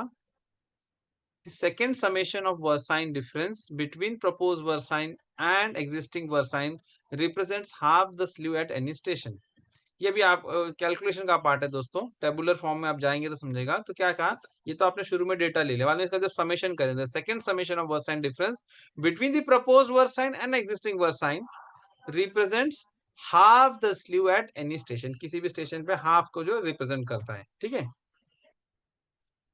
और एक लास्ट पॉइंट यहाँ पर जो है, इसमें अगर ऑपरेशन की बेसिक प्रिंसिपल की बात करेंगे तो ये है कि फर्स्ट और लास्ट स्टेशन पे स्लीव शुड बी 0, यानी जहां से आपका कर्व शुरू हो रहा है, जहां टर्मिनेट हो रहा है, फर्स्ट और लास्ट स्टेशन, वहां किसी भी प्रकार का स्लीव नहीं होना चाहिए। There the slew will be 0, वहां उसको, यानी कि फर्स्ट और last station should not be disturb, first और लास्ट स्टेशन को हम लोग डिस्टर्ब नहीं करेंगे, ठीक है। आई बात समझ में? फर्स्ट और लास्ट स्टेशन को आप डिस्टर्ब नहीं करने वाले हैं, यानी जब आप कैलकुलेशन करें तो फर्स्ट और लास्ट का स्लीव 0 रखें, तभी आप स्टार्ट करेंगे, ठीक है। ठीक है, अभी ये जो सेकंड समेशन वगैरह जो अभी आपको बताया जाएगा, देखिए क्या है, अभी देखो, calculation for obtaining a realignment solution carried out in the following manner. Table number 1 एक है, उसके अंदर आपको समझ में आ जाएगा। मैं इसमें बहुत ज्यादा डिटेल में बात नहीं करूंगा, बल्कि मैं आपको सीधे टेबल बता दूंगा, आपको ये समझ में आ जाएगा, क्योंकि इसको रीड करना साथ में चलना थोड़ा सा मुश्किल हो जाता है। तो डायरेक्टली आपको टेबल में लेके चले जाऊंगा, you will get the fair idea about. देखिए दोस्तों, ये टेबल को आप देखेंगे ना तो सेल्फ एक्सप्लेनेटरी है, ज्यादा कोई मुश्किल चीजें नहीं है, इसको हम लोग खुद ही से पढ़ेंगे तो हमको समझ में आ जाएगा, ठीक है। Realignment of curve y string lining method, क्या क्या है यहाँ पर, पहले इन कॉलम्स को देख लेते हैं। Station number, existing versine in mm on 20 metre chord ना, हमारा फिक्स है, हमने 10 मीटर स्टेशन 20 मीटर कॉर्ड पे लेते हैं, तो वर्साइन हमें जो मिल रहा है। प्रपोज वर्साइन हम क्या देने वाले हैं, वो हो गया। फिर बाद में सब सब कैलकुलेशन है दोस्तों, nothing else, basic mathematical algebraic summation वगैरह है, और कुछ भी नहीं है इसके अंदर। तो कहा स्टेशन नंबर ले लिया, एग्जिस्टिंग वर्साइन जो मिला वो ले लिया। देखिए अभी यहाँ पे इन्होंने कुछ स्टेशन ले रखे हैं ना, करीब 20 स्टेशन ले रखे हैं, ठीक है। और that is not important, what is important is कि जो है कॉन्सेप्ट को समझना हमें इम्पोर्टेंट है, कितने स्टेशन है वो इम्पोर्टेंस नहीं रखते हैं। तो एग्जिस्टिंग वर्साइन जो है वो हमने यहाँ लिख दिया। प्रपोज वर्साइन हमें कहा क्या क्या लेना था, कैलकुलेशन हमने किया, वो हमने यहाँ पर लिख दिया। अब आपने बाद में क्या कहा इन्होंने, column number difference column 3 minus column 2, यानी कि 3 माइनस 2 ना, कॉलम नंबर 3 माइनस 2, वो वैल्यू आपने कहा लिख दिया। देखो 3 माइनस 2 ये लिख दिया है ना, तो ये कॉलम नंबर 4 में आ गया, यानी 2 minus 2 0, 8 minus 0 8, 16 minus 14 2, 24 minus 28 minus 4, 32 minus 30 plus 2, इस प्रकार से, ठीक है, ये आप समझ गए। फिर बाद में फर्स्ट समेशन क्या है, देख लीजिए आप, इसको समझ में आ जाएगी आपको चीजें ना। थोड़ा सा मैं बड़ा कर देता हूँ इसको, समेशन वाला part. First summation of versine difference, यानी जैसे क्यूमुलेटिव होता है, ये हो गया 0, ये 0 था, 0 plus 8 8, 8 plus 2 10, 10 plus 10 minus 4 6, 6 plus 2 8, 8 minus 4 4, 4 minus 4 0, इस प्रकार से, ठीक है। फिर बाद में आप यहाँ पे ले सेकेंड समेशन क्या किया इधर पे, second summation of versine difference और हाफ थ्रो इन एमएम ना, तो क्या किया 0, ये ले लिया 0, 0 से हो गया 8, ठीक है। फिर एक एक स्टेशन को आप देखेंगे तो आपको समझ में आएगा दोस्तों, ठीक है। सेकेंड समेशन को आप समझने की कोशिश करें, try to understand this. See this is the first summation and this is the second summation, ठीक है। तो सेकेंड समेशन में क्या किया है दोस्तों, ये जो 0 था, तो 0 plus 8 8, 8 plus 10 18, 18 plus 6 24, 24 plus 8 32, 32 plus 4 36, इस प्रकार से आएगा, ठीक है, तो ये आपका आ गया फर्स्ट समेशन, यहाँ पे ले लिया था आपने, बाद में सेकंड समेशन आपने ले लिया। ठीक है, अब इसके बाद में आता है करेक्टिंग वैल्यू, यहाँ पे आता है करेक्टिंग कपल, है कि नहीं, करेक्टिंग कपल यहाँ पर आता है, करेक्टिंग कपल। तो क्या है करेक्टिंग कपल में, क्या है, correcting versine in MM, first summation of correcting versine, second summation of correcting versine, आप जो है करेक्शन जो आप ले रहे हैं इसके बारे में। ठीक है दोस्तों, ये मैंने कुछ चीजें आपको टेबल में से बता दिया कि वर्सेन आपने रिकॉर्ड कर दिया, फिर बाद में आप किस प्रकार से आप वो फर्स्ट समेशन सेकंड समेशन वगैरह करेंगे। ठीक है, ये सारी की सारी चीजें आ गई। ठीक है, ये सारी की सारी चीजें आ गई, और उसके बाद में हम लोग को जाना है करेक्टिंग कपल के लिए। तो मैं डायरेक्टली इस पॉइंट पर आ रहा, करेक्टिंग कपल के बारे में। ठीक है, method of applying correcting couple. What is correcting couple, इसको देख लेते हैं। For correcting the half throws to zero, the procedure shall be as follow. जो आप क्या होता है कि मैं एक स्टेशन पे स्लीव करता हूं तो इससे इसका इफेक्ट अगले स्टेशन पे जाता है, तो उसका इफेक्ट को नलीफाई करना, correcting the half throws to zero, procedure should be as follows. When the final half throw is negative, add to the versins having the lower station numbers and subtract an equal amount from the versins having the higher station numbers, selecting station in pairs such that the sum of the products of the difference of the station numbers taken in pairs and the amount added to the versins equals the numerical amount of the negative half through to be cleared। समझ में आई बात आपको?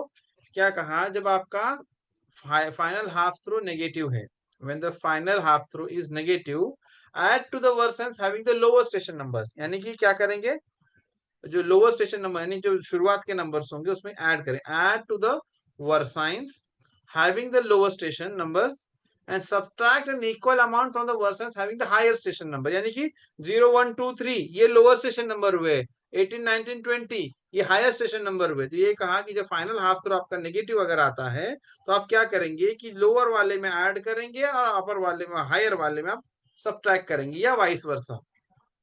इसमें क्या करना है, pairing करनी है, पेयरिंग करनी, जैसे कि स्टेशन नंबर 0 20 को मान के चलो छोड़ दिया हमने। ठीक है, वो आपके क्या है, इनिशियल के जो है उसमें कुछ नहीं करना, वो 0 रहना है। लेकिन आपका जैसे स्टेशन नंबर 1 और 19 पेयरिंग कर दिया, 2 और 18 पेयरिंग कर दिया, 3 और 17 पेयरिंग कर दिया, इस प्रकार से कुछ स्टेशन को पेयरिंग कर दिया जाएगा, such that the sum of the products of the difference of the station numbers taken in pairs and the amount added to the versins equals the numerical amount of the negative half throw to be cleared। ठीक है, ताकि वो क्या हो जाए, उसका negative half throw वो clear हो जाए। ठीक है, ये तो हो गया जब आपका final half throw is negative. फिर आगे कहा, अगर final half throw positive, when the final half throw is positive, subtract from the versines having the lower station numbers and add an equal amount to the versines having the higher station number. यानी उल्टा हो गया, इसका opposite हो गया, selecting the stations in pairs such that the sum of the product or difference of the station numbers in pairs and the amount subtracted from the version equal the numerical amount of the positive half throw to be cleared। ठीक है, देखिए दोस्तों, उन्होंने pairing के लिए कहा था ना, तो मैं पेयरिंग आपको बता रहा हूँ। जैसे कि ये वाला जो स्टेशन है, ये है कि नहीं स्टेशन, यहाँ वाला इसकी पेयरिंग इसके साथ हो जाएगी ना, दूसरे वाले की इसके साथ हो जाएगी, तीसरे वाले की इसके साथ हो जाएगी, यानी समथिंग लाइक दिस। ठीक है, वो पेयरिंग कर रहे हैं, ये वाला यानी कि एक्सट्रीम्स जो है ना, ये पेयरिंग करना है, इसको क्या करना है, पेयरिंग करना है। तो ये यहाँ पर कहा कि करेक्टिंग वर्साइन वैल्यू, जो भी आपकी जो वैल्यूज होगी उसको आप क्या करेंगे, इसकी पेयरिंग कर लेंगे आप। ठीक है, ओके, तो ये प्रोसीजर हमको करना है। फिर बाद में करेक्टिंग वर्साइन आपने ले ली, फिर बाद में क्या करेंगे, यही जैसे आपका जो था ना प्रोसीजर, जैसे यहाँ पर आपने जो प्रोसीजर लिया था वही यहाँ पर लिया जाएगा, कि हम अब इसको क्या करेंगे कि -1 -1 -1 -2 -2 -1, एक मिनट थोड़ा सा बारीक ले लेते हैं, ये बहुत मोटा हो गया। ठीक है, तो ये देख लीजिए, -1 -1 -1 -2 -2 -1 -3 -3 -1 -4, इस प्रकार से ये प्रोसीजर आपकी चलती जाएगी। ठीक है, ये आप ये करते चले जाएंगे। फिर बाद में यहाँ पे तो कुछ नहीं होगा, फिर यहाँ पे -8 +1 -7 -7 +1 -6, like this will be done. First summation हो गया। फिर जब फर्स्ट समेशन आपका एक बार हो गया, बाद में सेकेंड समेशन आपको ऐसे करना है, -1 -2 -3 -3 -3 -6 -6 -4 -10 -10 -5 -15 समथिंग लाइक दिस। ठीक है, अब दोस्तों देखो ये आपको थोड़ा सा ना थोड़ा सा मोनोटोनस लग रहा होगा क्योंकि हम एक्चुअल में कर नहीं रहे ना। एक्चुअल में जब आप इसको पेन एंड पेपर लेके करेंगे तो आपको समझेगा। यहाँ हमको कॉन्सेप्ट समझना है। एग्जाम पॉइंट ऑफ व्यू आपके ये जो है इतना इंपॉर्टेंट नहीं रखता है। कॉन्सेप्ट था जो मैंने आपको बताया था, आपको ये ध्यान में रखिए कि basic principle of string lining क्या है, स्टेप्स क्या है, ये ध्यान में रखने की चीजें हैं। बाकी ये तो आपको कैलकुलेशन का पार्ट है। ठीक है, तो रिजल्टेंट हाफ स्लीव जो आपका जो आ गया यहाँ पर, ये resultant half sleeve column number 9, column number 9 यानी कि आपका कौन सा वाला कॉलम हुआ, ये वाला। और कॉलम नंबर 6 यानी कि जो सेकंड समेशन, यानी सिंपल कहेंगे कि आपको जो शुरू का सेकंड समेशन था वो डिफरेंस ऑफ हाफ थ्रो और आपको जो करेक्टिंग वैल्यू का हुआ, ये दोनों को क्या कर दिया आपने यहाँ पर ऐड कर दिया। तो 0 + 0 यहाँ देखो, 0 + 0 देखो, 0 -1 -1, 8 -3 +5, 18 -6 आया +12, ये आ गया आपको। तो आपको रिजल्टेंट हाफ स्लीव मिल जाएगा। ठीक है, रिजल्टेंट हाफ स्लीव मिल जाएगा। अब ये हाफ स्लीव है तो ये तो हाफ स्लीव आया, अब आप इसको डबल कर देंगे। जहां -1 था मल्टीप्लाई बाय 2 फुल स्लीव, +5 +10 +12 +24 +14 +28 +17 +34 +15 +30, इस प्रकार से आपको ये मिल जाएगा। ठीक है, यानी जो आपको यहां मिला है कॉलम नंबर 10 में, this is nothing but half sleeve कितना आ रहा है वो मिला। लेकिन मुझे एक्चुअल स्लीव इसका डबल करना पड़ेगा, तब तो हाफ स्लीव इतना आएगा। भाई हाफ स्लीव -1 है, यानी कि वहां पे -2 करूंगा तो यहाँ -1 आएगा, वहां पर मैं 10 mm करूंगा तो यहाँ पे 5 आएगा ना। इसलिए रिजल्टेंट स्लीव कौन कौन से स्टेशन पे कितना आ गया ये मिल गया। फिर यहाँ पे क्या आ जा रहा है, resultant versine column number 3 plus column number 7। तो ये देखिए यहाँ पे रिजल्ट अगर आप देखेंगे तो यहाँ पे तीन चीजें मिल गई आपको। ये दोनों कॉलम इंपॉर्टेंट है, तीन है भले, ये तो हाफ स्लीव है, ये इंपॉर्टेंस हम नहीं देंगे, हम इसकी बात करेंगे। एक तो हमारा रिजल्टेंट फुल स्लीव इन एमएम यानी कितना स्लीव करना वो यहाँ मिलेगा। इसी तरीके से रिजल्टेंट वर्साइन, रिजल्टेंट वर्साइन कहाँ से मिलेगा, तो रिजल्टेंट वर्साइन के लिए कहा कि जो है प्रपोज वर्साइन ये कॉलम नंबर 3 में था, प्लस कॉलम नंबर 7 में करेक्टिंग वर्साइन, इन दोनों को आप ऐड कर दें। देखो 2 -1 आया 1, 8 -1 7, 16 -1 15, 24 -1 23। ठीक है, तो इस तरीके से दोस्तों जो है ना, ठीक है, ओके, तो ये इस तरीके से जो है हम लोग क्या करते हैं, रीअलाइनमेंट ऑफ कर्व करते हैं स्ट्रिंग लाइनिंग मेथड से।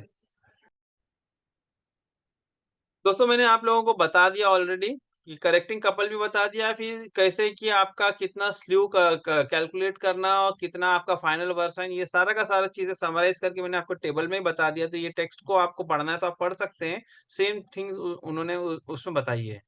ठीक है, अच्छा कुछ और चीजें क्या बताइए, determine correct cant to be provided, points of zero and maximum cant and cant run off, ये सारी की सारी चीजें आपको लेनी है कि नहीं। यानी कि जब भी हम लोग स्लीव वगैरह लेते हैं तो मिनिमम पॉसिबल स्लीव ही करना है। देखिए क्या कहा जा रहा है, एक चीज ये कुछ ध्यान में रखने की चीजें मैं बता रहा हूँ आपको। The slew must be limited to the minimum possible, ऐसा नहीं जो आपको मिल गया वो ले लिया। जहां तक कोशिश होगी कि भाई कम से कम स्लीविंग हम लोग करेंगे, एग्जिस्टिंग ट्रैक को ज्यादा डिस्टर्ब नहीं करना है। Slew must be limited to the minimum possible, एक चीज।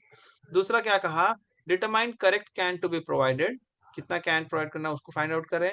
Points of zero and maximum cant and the cant run off, यानी कि इन इन चीजों को आपको फाइंड आउट करना है कि नहीं। Determine correct cant to be provided, points of zero and maximum cant and cant runoff। फिर इसके अलावा जो स्ट्रिंग लाइनिंग के अलावा क्या कहा गया, alternatively suitable computer software where available may be use to determine the final value of slew. आजकल जो है सॉफ्टवेयर आ गए हैं काफी कर्व के रिअलाइनमेंट की। आप अगर इरिसन की वेबसाइट पे जाएंगे तो आपको वहां पे करीब 2-3 अलग अलग टाइप के सॉफ्टवेयर वहां पे रेडी टू यूज आपको मिल जाते हैं। उनकी सहायता से भी आप जो है फाइनल वैल्यू ऑफ स्लीव वगैरह निकाल सकते हैं। लेकिन दोस्तों कमाल ये नहीं है कि सॉफ्टवेयर को यूज करना, कमाल इसमें यह है कि हम लोग फील्ड से जो डेटा उठाते हैं, वर्साइन हम लेते हैं, तो वहां पर ऑब्लिगेटरी पॉइंट पर कहाँ क्या क्या चीजें हैं, ये ज्यादा अहमियत रखती है दोस्तों। ये ज्यादा इंपॉर्टेंस रखती है कि भाई उसके लिमिट में रहना। अच्छा आपको एक बात और बता दें कि भाई दो अलग अलग व्यक्ति अगर ये कर रहे हैं, कर्व का रिअलाइनमेंट कर रहे हैं, तो उनकी दो अलग अलग वैल्यूज आ सकती है। दो अलग अलग वैल्यूज आ सकती है। ये डिपेंड करता है कि आप किस प्रकार से कर रहे हैं, उसके ऊपर डिपेंड करता है। तो जो सबसे ज्यादा अप्रोप्रिएट होगा, आप 2-3 सेट्स बना के रखें, whichever is more feasible from your field, that is what we'll have to do. जैसे कहा ना, स्लीव बहुत ज्यादा नहीं आना चाहिए, स्लीव बहुत ज्यादा नहीं आना चाहिए, लेकिन at the same time curve आपका स्मूदन भी हो जाना चाहिए, है कि नहीं। वो सारी की सारी चीजें, यही अगला पॉइंट में कहा गया है, point number D, maximum slew. Maximum slew at any station is usually limited to practical consideration. ठीक है भाई, इधर पे तो कुछ भी वैल्यू आ रही है, लेकिन फील्ड में इतना दे सकते हैं कि नहीं, इसको ध्यान में रख के आपको करना है। इसलिए दैट्स व्हाई आई सेड कि भाई ये जो फीड के आसपास को ध्यान में रखते हुए हमें करना है कि नहीं। द डिस्टेंस बिटवीन ट्रैक्स, देखो मैक्सिमम स्लीव किस पे ऊपर डिपेंड करता है, वो आपका जो है प्रैक्टिकल कंसिडरेशन के ऊपर डिपेंड करता है। इसमें क्या क्या चीजें आ सकती है, जैसे कहा the distance between tracks, adjacent clearance to existing structures must be maintained and track must not be slewed too near the edge of the formation। ये भी एक अलग बहुत इंपॉर्टेंट चीज है भाई। आपने जो है, ठीक है, कुछ नहीं है ना, वो चीज मास्ट है ना, आपका कोई सिग्नल है ना, आपका कोई परमानेंट स्ट्रक्चर, कुछ भी नहीं है, आप लेते चले गए भाई, भाई मैं इसको बाहर तक कर देता हूँ। अब पता चला कि इतना बाहर लेके चले गए कि फॉर्मेशन के एज के बाहर चले गए, या बहुत करीब चले गए, क्योंकि आपको पता होगा ना, आपका जो ट्रैक होता है उसके बाद सेस होती है, फॉर्मेशन का एज। सेस क्या होता है बेसिकली, टो ऑफ बलास्ट, और आपका फॉर्मेशन का जो एज होता है, टॉप एज होता है, वो ही होता है, उसके बीच की दूरी को हम क्या कहते हैं, we call it as cess. तो हमने इतना ज्यादा स्लीव कर दिया कि आपकी आपने जो है सेस को भी कॉम्प्रोमाइज कर दिया, बहुत नजदीक चले गए। तो that is also wrong. Why? Because the force distribution जो है, फिर उस परिस्थिति में क्या होगा कि बाद में फॉर्मेशन के एजेस कटने चालू हो जाएंगे, एक्सेसिव लोड आएंगे, तो वो फेलियर हो जाएगा, आपका एम्बैंकमेंट फेलियर हो सकता है। इसलिए कहा कि मैक्सिमम स्लीव जो है आपके प्रैक्टिकल कंसिडरेशन के आधार पे होना चाहिए, और उसमें ये देखना है कि दो ट्रैक के बीच की जो दूरी होती है, जो हमारा जो मिनिमम ट्रैक सेंटर होता है, वो मेंटेन हो, कोई एग्जिस्टिंग स्ट्रक्चर से एडिक्वेट क्लियरेंस होना चाहिए, और जो है ट्रैक बहुत ज्यादा towards the edge of the formation को स्लीव नहीं करना चाहिए। और कई जगह पे हमारी ब्रिजेस भी होती है, तो कहा certain locations like bridges, it may not be possible to slew the curve at all. अच्छा, कई बार ऐसा भी होगा, ब्रिज वगैरह आ जाएगी तो वहां पर आप बिल्कुल भी स्लीविंग आपके लिए पॉसिबल नहीं होगी। तो ये सारे फैक्टर्स को लेके रीअलाइनमेंट करना है। अगर देखा जाए तो रीअलाइनमेंट जो है ना, काफी कॉम्प्लेक्स फिनोमिना है दोस्तों, तो जिसको अच्छी तरह से समझ के ही हमें करना है। ठीक है, उसको हाफ माइंडेडली या हाफ नॉलेज से हम नहीं कर सकते, ऐसा कहेंगे। इन carrying out the calculation for the realignment of a long curve of more than 50 station, क्या कह रहे हैं कि जहां पर कोई अगर बहुत बड़ा कर्व है जिससे 50 से ज्यादा स्टेशन है, तो क्या कहा, in carrying out the calculation for the realignment of a long curve of more than 50 station, it is best to write down values of about 10 proposed versions at a time। क्या है, it is best to write down values of about 10 proposed versions at a time and see that the sum is approximately the same as that of the corresponding old versions, and then work out the second summation to ensure that the slews are minimum। तो कहा जहां 50 से ज्यादा station है, तो उसमें क्या कहा कि क्या करेंगे कि करीब 10 propose version at a time ले लेंगे, उसको राइट डाउन करेंगे, और बाद में उसको चेक करना है कि एग्जिस्टिंग वर्सन के साथ में। It is best to write down values of about 10 proposed version at a time and see that the sum is approximately the same as that of the corresponding old version। कि देखना कि भाई, जो शुरू में कहा था ना पहला, कि जो एग्जिस्टिंग वर्सन का समेशन और प्रपोज वर्सन वो भी वैल्यू सेम होनी चाहिए, तो ये कहा कि शुरू के कोई 10 प्रपोज वर्सन स्टेशन लेंगे और उसको चेक करेंगे, फिर जब ये आपका बराबर आएगा तब आप वर्कआउट करेंगे, and then workout the second summation to ensure, क्यों, to ensure that slews are minimum, ताकि स्लीव आपके ज्यादा नहीं है। फिर कहा a final adjustment to ensure that the sum of the existing and proposed versine is equal and that the slew at last station is 0 then can be made. ठीक है, ये कहा जहां पे बहुत ज्यादा स्टेशन होंगे तो 10-10 की बिट्स में लेकर चलेंगे, शुरू के 10-10 का देखेंगे, फिर आगे करेंगे। ठीक है, ऐसा नहीं होना चाहिए कि आप एक साथ पूरा 50 आपने ले लिया, स्लीव की वैल्यू बहुत ज्यादा आ रही, तो ये नहीं होना चाहिए, वो it has to be limited. ठीक है, ओके, आगे बात करेंगे। For obtaining a suitable realignment solution, the proposed version should be selected carefully। है कि नहीं, suitable realignment solution के लिए का proposed version जो है बहुत ही carefully लेना है। ठीक है, न्यूमेरिकल एग्जांपल ऑलरेडी हमने देख लिया, है ना, हमने देख लिया टेबल 1 में, हमने ऑलरेडी इसको देख लिया। फिर आगे क्या कहा जा रहा है, operation number 3, slewing the curve to revise alignment. देखिए ऑपरेशन नंबर 1 हमने फील्ड से डेटा उठाया, ऑपरेशन नंबर 2 हमने कैलकुलेशन किया, अब ऑपरेशन नंबर 3 एक्चुअल एग्जीक्यूशन है। ये क्या है, हमारा एक्चुअल एग्जीक्यूशन है। तो operation number 3, slewing the curve to revise alignment. The revised alignment of the curve should be staked out with a steel tape by using the pegs cut from the bars. These are fixed on the sess on the inner side of the curve square to the track and perpendicular to the track and at such a distance according to the value of the sleeve so that the final alignment of the track is at 1 gauge distance from the face of the peg to the outer edge of the inner rail. यानी कि practically कैसा करना है कि लकड़े का खूंटा वगैरह आपको गाड़ना है, इनर एज में लगाना, वो सब बता रहे हैं। ठीक है। फिर कहा in narrow cuttings with sharp curves or in tunnels it may not be possible to measure versines on the pegs driven on the inner cess of the curve due to the face of the cutting following the fishing chord. In such cases the pegs may be driven on the outer cess. तो क्या कहा, जहां पर cutting है, बहुत narrow cutting है या वो टनल वगैरह है, ऐसी जगह पे जहाँ पे इनर अगर आप में पेग आप लगा रहे हैं तो पता चलेगा कि टनल की वॉल आ गई या ऐसा कुछ आ गया। ठीक है, तो वहां ये पॉसिबल नहीं होगा, तो वहां पर आप आउटर सेस के अंदर तरफ इसको पेग्स को लगा सकते हैं। Correctness of the peg location should be checked by measuring the versions on these pegs and verifying that they correspond to the final versions of the realignment solution। ठीक है। थोड़ा आगे बढ़ेंगे हम लोग इस पर, प्रैक्टिकली है, ज्यादा कुछ इसमें है नहीं। आगे क्या कहा जा रहा है, इन नो केस, किसी भी परिस्थिति में, these should be fixed on formation that is not firm or at locations where they are liable to be disturbed or tampered with। किसी भी परिस्थिति में जो पेग्स वगैरह हम लगाएं, this should not be fixed, that is ऐसे formation में ना लगाया जाए जो कि फॉर्म नहीं है। क्यों? क्योंकि वो आपका रेफरेंस है दोस्तों। सिंपल भाषा में बात करेंगे तो जो आप जो पेग्स लगा रहे हैं वुडन, उसकी बेसिस पे आपको स्लूइंग पता चलेगी ना। देखो मुझे कैसे पता चलेगा कि भाई मेरा ट्रैक, मान के चलिए कि कैलकुलेशन में आया कि भाई 50 mm बाहर लेना है, 50 mm स्लू आउट करना है, कैसे पता लगेगा कि भाई ये कहाँ तक है? तो इसके लिए तो रेफरेंस चाहिए ना हमें चेक करने के लिए। ठीक है, आप मशीन से कर सकते हो, बहुत अच्छी बात है, लेकिन आपको पता कैसे चलेगा कि कहाँ तक है? तो हाउ टू क्वांटिफाई इट? तो इसलिए in no case should these be fixed on formation that is not firm or at locations where they are liable to be disturbed or tempered with. फिर कहा the curve should then be correctly slew with reference to the peg. With reference to the peg curve का slew करेंगे। और स्लूइंग के साथ में क्या होगा, along with slewing of the curve to the revised alignment, correct super elevation should be provided at each station to accord with the curvature। यानी कि corresponding to that आपका जो वर्साइन होगा उस वहां पर आप जो है corresponding आप कैंट वगैरह देंगे। particular attention being paid to the run off on the transition। खास ध्यान देना है आपका जो ट्रांजिशन का जो रन ऑफ होता है वहां पर। repositioning of post on the cess to indicate zero and maximum super elevation and remarking of cant values on the inside web of the inner rail should be done। Repositioning a post on the cess to indicate zero and maximum super elevation and remarking of cant values on the inside web of the inner rail should be done।